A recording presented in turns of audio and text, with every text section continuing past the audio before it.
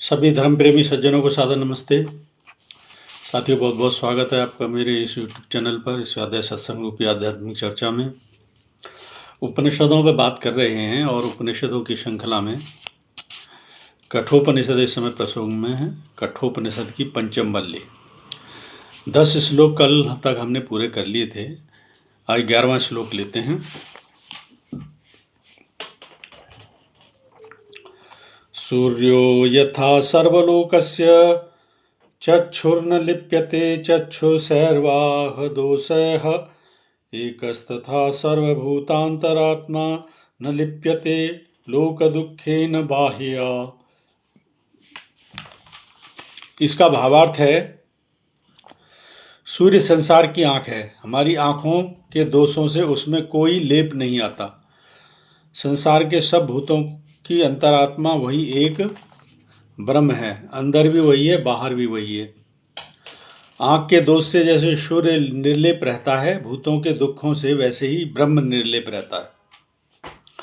इसमें जो चेतन तत्व है आत्मा, उसके गुण विशेष की बात कही जा रही है कि जैसे हमारे कुछ भी करने से सूर्य निर्लेप रहता है। हम लाख पर्दे लगा लें वो एक अलग बात है, लेकिन हम सूर्य को टच भी नहीं कर सकते। तो इसमें कह रहा है आंख के दोष से जैसे सूर्य निर्लेप रहता है, तुम्हारी आंखों में दोष है, इसमें सूर्य का कोई कसूर नहीं है। यह जो सूर्य की प्रशंसा कर रहा है उसमें भी सूर्य अपना काम कर रहा है। वैसे ही अगर हम भी अपने शरीर को समझें तो हमारा शरीर भी अपना स्वाभाविक तरीके से कार्य करता है। हम इसमें जो बोल लेते हैं उल्टा सीधा, उसी का परिणाम भुगतते हैं। तो जैसे सूर्य निर्लेप रहता है, ऐसे ही आत्मा हर समय निर्लेप रहता है।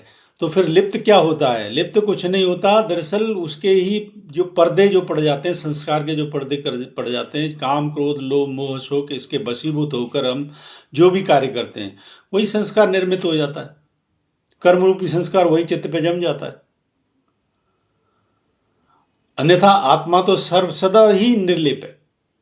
आत्मा में, क्योंकि आत्मा ना कभी कुछ करती ना कुछ करवाती,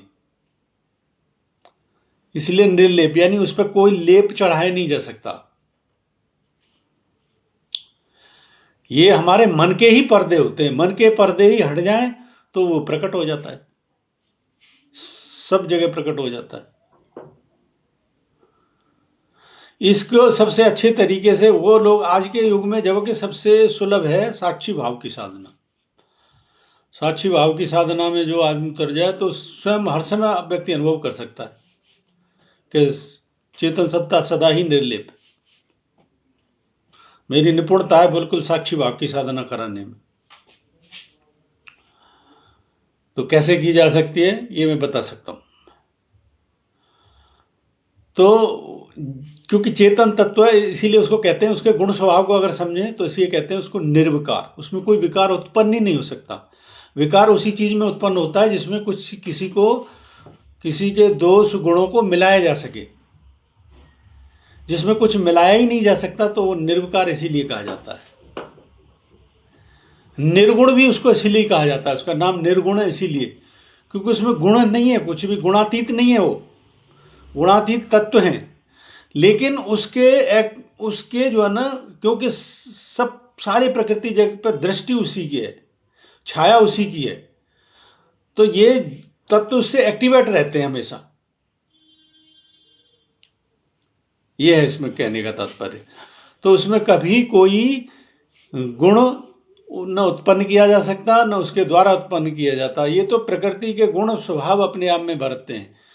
तो जैसे सूर्य है, उसको जो है ना तुम किसी प्रकार से उस पर पर्दा नहीं डाल सकते या उसको उस पर लेपन नहीं कर सकते किसी प्रकार का, उसी प्रकार से आत्मा पे कभी कोई आप पर्दा डाल नहीं सकते। जो भी पर्दे होते हैं, परतें होती हैं, वो आपके मन की और चित्त की होती हैं। यह है कहने का। अगला श्लोक लेते हैं।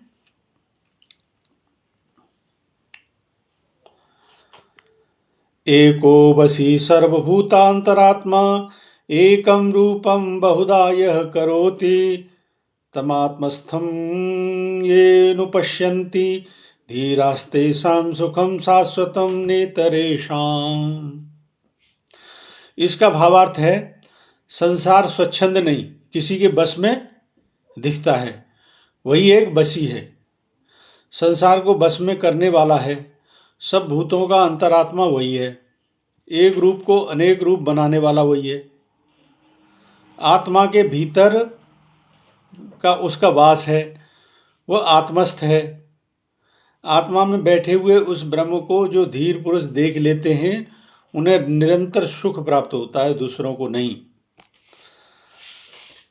इसके सार को अगर समझें तो आत्मा में बैठे उस ब्रह्म को जो धीर पुरुष देख लेते हैं, वो निरंतर सुख प्राप्त करते हैं, अन्य नहीं। अब मैं देखता हूं लोग उधेड़-बुन में लगे रहते हैं हर समय। ये जीवन का चक्र कुछ है ही ऐसा।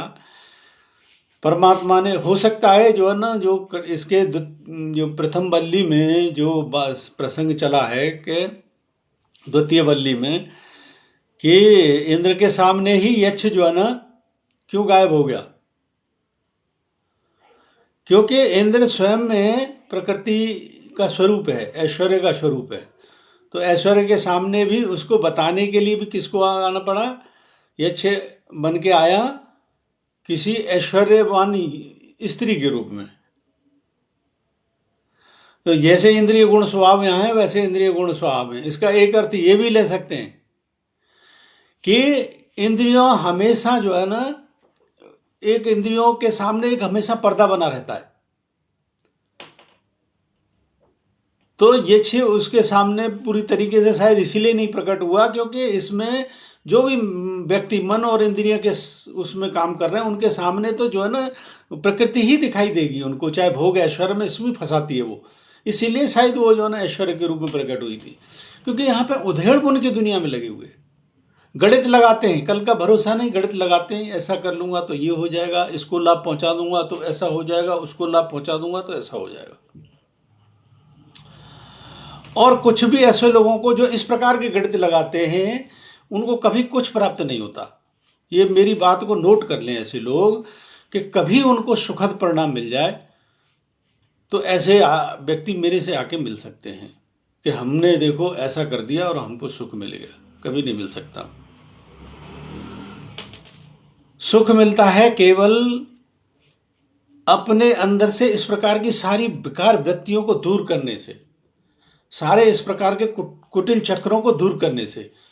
मैं तो देखता हूं लोग दूसरों के सुख में बाधा डालते हैं, न खुद सुख दे सकते, न दूसरे को सुख के लिए लिबर्टी देते। अब कितने बड़े बंधन का कारण बनते हैं ऐसे लोग, जबरदस्ती रास्ते में रोड बन के बैठ जाते हैं। तो ये उन्हीं के लिए कि ऐसों को कभी सुख नहीं मिलता, कभी भी जीवन में सुख नहीं मिलता। क्यों? क्योंकि भाई उसी के पर्दे बना रख देते हैं ना ये लोग। उसी के पर्दे जिस चीज के बनाओगे तो उसमें अगर पूरे अभिलाषा से, मान के दृष्टि से तुम कोई कार्य कर रहे हो ऐसा कि जो व्यक्ति तुम्हारे हिसाब से जो है ना उस पर आप तो जो है ना कुछ उसके प्रति षड्यंत्र करोगे या उसको जबरदस्ती अपने हिसाब से टैकल करने को। अरे प्रत्येक व्यक्ति सुंदर, अपनी स्वतंत्र सत्ता है, कोई कैसे किसी के अनुसार चल सकता है? कभी नहीं चलेगा। जिसको ईश्वर का स्वामित्व है, जिसके लो लेवल के संस्कार हैं, ऐसा व्यक्ति भले चला जाए, लेकिन जिसको ईश्वर का स्वामित्व है ऐसा व्यक्ति तो कभी किसी के हिसाब से चल ही नहीं सकता। क्यों चलेगा? उसको स्वयं की स्वतंत्र सत्ता है। ऐसे जबरदस्ती रास्ते में बन के अड़े खड़े रहें, कब तक खड़े रहेंगे? ये परमात्मा भी देखता है, वो खुद भी देखेगा। तो बिल्कुल यही इसका अर्थ है। मेरा जो है ना समझाने का तरीका बिल्कुल स्पष्ट का है, गोल घुमा के फिरा के बात नहीं करता, क्योंकि इस तरीके के जो षड्यंत्र जो लगते हैं वो षड्यंत्र का ही स्वयं का एक जो है ना अपने अंदर चक्र बुन रहे हैं। जैसे इससे पहले उसमें बताया श्लोक में कि आत्मा सदा ही निर्लिप्त है, उस पर कभी कोई लिप्तता नहीं हो सकती, क्योंकि उसका सुख स्वरूप स्वभाव है, निर्गुण स्वभाव है, निर्विकार स्वभाव है। लेकिन यहाँ पे ब्रह्म स्थिति की क्या बात कही है कि जो उसको नहीं जानता वो दुखों में पड़ता। तो ऐसे ही लोग दुखों में पड़ते हैं। जो पुरुष उसको देखते नहीं, उन्हें निरंतर शांति, जो निरंतर आत्मा में बैठे उस ब्रह्म को जो धीर पुरुष देख लेते हैं, उन्हें निरंतर सुख प्राप्त होता है, दूसरों को नहीं। तो जो उसको देख लेते हैं, जान लेते हैं, उसके मार्ग पर चलते हैं, उन्हें सुख मिलता है। और जो नहीं चल पाते, जो उलझनों में ही रहते हैं, उन्हें दुख प्राप्त होता है। सिंपल सी बात है। क्यों? क्योंकि जैसा कर्म कर रहे हो वैसा संस्कार बन रहा है, चाहे मन सभा, चाहे जैसे भी कर रहे हो, वैसा तुम्हारे अंदर संस्कार बन रहा है। सिंपल सी बात है। वो तुमको उसी प्रकार के दुख में ले जाएगा जैसा दुख का बीजारोपण तुम लोग कर रहे हो अपने अंदर। तो ये 2 श्लोक बहुत ही अच्छे हमने समझे आज। एक रूप को अनेक रूप बनाने वाला वही है। और जो बात कही है कि एक रूप को अनेक रूप बनाने वाला है, तो इस प्रकृति में जितने भी आप रूप नजर आते हैं, सब सारा दरअसल ब्रह्म के स्पंदन का खेल है। ये जो है ना, प्रकृति के जो है ना, फिर बाद में स्पंदन का खेल है। ये जितनी भी नजर आती है बिखरी हुई, इसके जितने भी स्वरूप नजर आते हैं, और इसमें वृद्धि होती जा रही है। कभी मनुष्य सोच नहीं सकते थे आजकल की टेक्नोलॉजी के बारे में। पुराने युग में उस समय जनसंख्या कम थी, संसाधन कम थे, टेक्नोलॉजी से आवश्यक थी। लेकिन इसमें जैसे जैसे वृद्धि होती जा रही है, देखो कितने क्षेत्र में तो टेक्नोलॉजी का विकास हो गया, कितने क्षेत्र में मेडिकल साइंस का विकास हो गया, सब कुछ हो गया। लेकिन इसके साथ ही ये जो विकास हुआ है, इसमें समझ लो कहीं ना कहीं मन, तुम्हारी इंद्रियां सब लिपते हैं, इसलिए दुख भी इतने बढ़ गए। पहले इतने हॉस्पिटल नहीं होते थे, लेकिन मनुष्य इतने बीमार नहीं होते थे। ऐसा मनुष्य आज कितनी लंबी आयु होती थी, दीर्घायु। आजकल आयु कुछ नहीं रह गई। ये सब कुचक्करों का खेल है। इसलिए किसी भी व्यक्ति की खुशी में कभी आड़े ना आए। अपने स्वयं की स्वतंत्र जो सत्ता है, आत्मसत्ता जिसे कहते हैं, उसको प्राप्त करने का प्रयास करें। बहुत अच्छे श्लोक हैं, बहुत अच्छे ज्ञान की बात है। मुझे उम्मीद है ये श्लोकों के माध्यम से जो ज्ञान की बातें पसंद आई होंगी। पसंद आई है तो इस वीडियो को लाइक करें, अधिक से अधिक इसको शेयर करें। शंका समाधान के लिए कोई प्रश्न है तो कमेंट बॉक्स में लिखें। बने रहें मेरे साथ। बने रहने के लिए बहुत बहुत धन्यवाद। इत्योम सम नमस्ते।